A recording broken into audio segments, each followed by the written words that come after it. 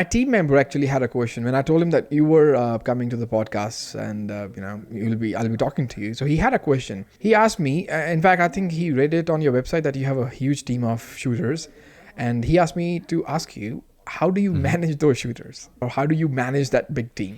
Photographers are challenging to manage. So that's a very loaded question because there's a lot of elements that I would say go into managing a team.